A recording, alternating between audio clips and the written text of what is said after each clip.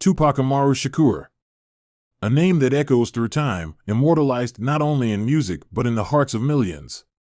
More than just a rapper, he was a poet, an actor, an activist, and a symbol of resistance.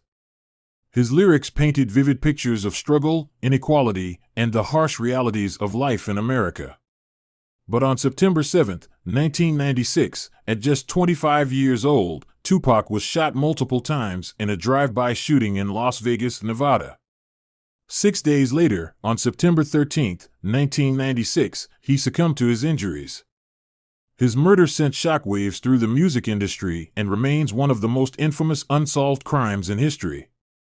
Decades later, it continues to spark debate, speculation, and investigation. Who killed Tupac? Was it a result of the ruthless East Coast-West Coast rap war? Was it gang-related retaliation? Or was there something more sinister behind his death? Today, we unravel the full story, piecing together every event, every suspect, and every theory surrounding the murder of Tupac Shakur. From poverty to global icon. Before diving into the night of the shooting, it's important to understand who Tupac was and how he became a figure whose death would spark so much controversy. A revolutionary beginning. Tupac was born Lesane Parish Crooks on June 16, 1971, in East Harlem, New York City. His mother, Afeni Shakur, was a member of the Black Panther Party and was pregnant with him while fighting charges in the infamous Panther 21 trial.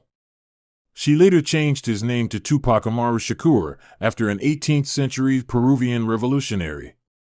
His childhood was filled with struggle. Moving frequently between New York, Baltimore, and eventually California, Tupac was exposed to both intellectual activism and street life. Tupac's introduction to hip-hop. A gifted writer and performer, Tupac found his passion in acting and poetry. He attended the Baltimore School for the Arts, where he studied theater and dance. This artistic training played a major role in his future ability to blend storytelling, emotion, and raw street narratives in his music. His music career took off when he joined Digital Underground as a backup dancer and rapper. However, it wasn't long before his solo career exploded with albums like Tupacalypse Now, 1991, addressing social issues, racism, and police brutality. Strictly for My Niggaz, 1993, elevating his street credibility and lyrical prowess. Me Against the World, 1995, recorded while he was in prison, it became one of his most personal and acclaimed works. By 1996, Tupac had become one of the biggest and most controversial artists in the world. But fame came at a cost. By the mid-90s, a war had erupted between West Coast and East Coast hip-hop. Tupac became the face of the West Coast movement, signing with Death Row Records under Suge Knight after being bailed out of prison. On the opposite side was Bad Boy Records, led by Sean Puff Daddy Combs, with their biggest star, the notorious B.I.G., Biggie Smalls. The tension between the two coasts intensified after Tupac was shot 5 times at Quad Studios in 1994. He believed Biggie and Puff Daddy had prior knowledge of the attack, igniting one of the biggest feuds in music history. With tracks like Hit 'Em Up, Tupac went on an all-out verbal assault against Biggie, further escalating the rivalry. But was this beef just music? Or did it play a role in his eventual murder? Las Vegas was alive with excitement on September 7, 1996. The city was buzzing as people gathered to watch Mike Tyson take on Bruce Seldon at the MGM Grand. Among the attendees was Tupac, accompanied by Suge Knight, the feared and powerful CEO of Death Row Records. Tupac had spent the afternoon at the Luxor Hotel, relaxing with friends and his crew. He was in a celebratory mood. His latest album, All Eyes on Me, was a massive success, and he had plans to expand beyond music into acting and business. But as fate would have it, that night would be the last time the world saw Tupac alive. The altercation at the MGM Grand. After Tyson's quick first-round knockout, Tupac and his entourage made their way through the casino. That's when they spotted a familiar face, Orlando Baby Lane Anderson, a member of the Southside Crips.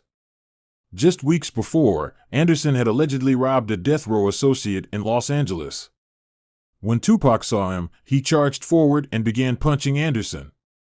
The fight quickly escalated, with Suge Knight and others joining in, beating Anderson to the ground.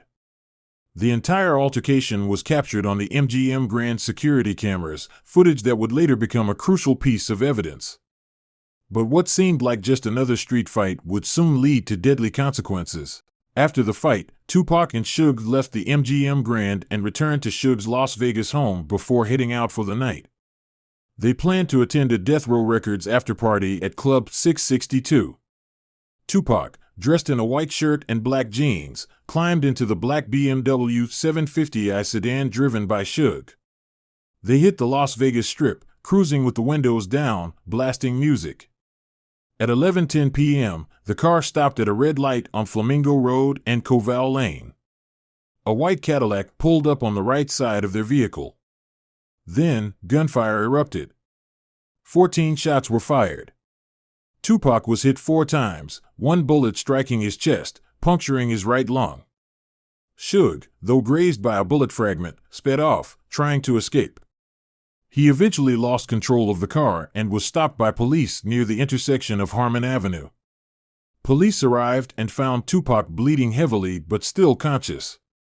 When an officer leaned in and asked, "Who shot you?" Tupac allegedly replied with his final words, "F you." He was rushed to University Medical Center, where doctors performed emergency surgery, removing his right lung to save his life. For 6 days, Tupac fought to survive. Suge and close friends, including members of the Outlaws, stood by his side. But on September 13, 1996, at 4:03 p.m., Tupac Shakur was pronounced dead due to internal bleeding. He was just 25 years old. The world of hip-hop would never be the same again. From the very beginning, the Las Vegas Metropolitan Police Department faced heavy criticism for their handling of the case. Despite happening on one of the busiest streets in America, no one was arrested that night. Key issues in the investigation: lack of witness cooperation. Many of Tupac's entourage refused to speak with police, fearing retaliation or distrusting law enforcement. Missing evidence: the car used in the shooting was never found. Delayed response: authorities were slow to follow leads, allowing suspects to disappear. In the weeks after Tupac's murder, the strongest lead was Orlando Anderson, the man Tupac had fought at the MGM Grand. Multiple sources claimed Anderson was the triggerman, but he was never charged due to insufficient evidence. In 1998, Anderson was killed in an unrelated shooting, taking any secrets to the grave. With no arrests, the case was left to speculation. Over the years, several theories have emerged. Orlando Anderson and the Southside Crips. The most widely accepted theory is that the murder was a retaliation for the beating Anderson received at the MGM Grand. Witnesses claimed Anderson was seen with a Glock pistol that night and was in the white Cadillac. However, without concrete evidence, Anderson was never convicted. The Notorious B.I.G. and Bad Boy Records. Some believe Biggie Smalls and Bad Boy Records had a role in the murder.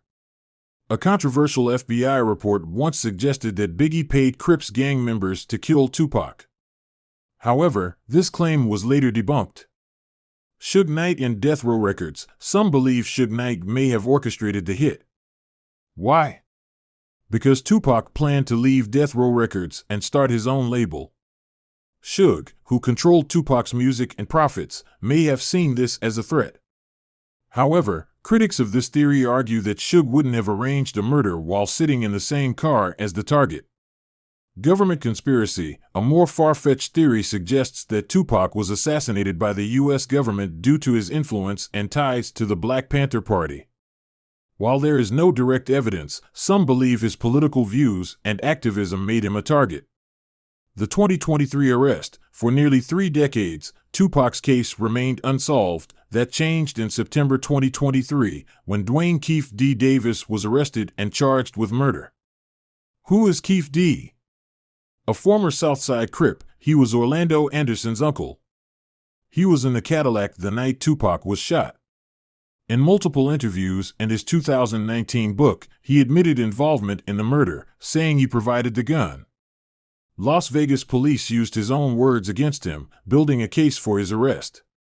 Now, after decades of speculation, the first real trial in Tupac's murder may finally bring answers. Tupac's legacy lives on. Tupac Shakur was more than a musician, he was a movement. His words continue to inspire millions worldwide. Despite his tragic death, his influence has never faded. But the biggest question remains, will justice ever be served? Or will the mystery of who killed Tupac Shakur remain hip-hop's greatest unanswered question?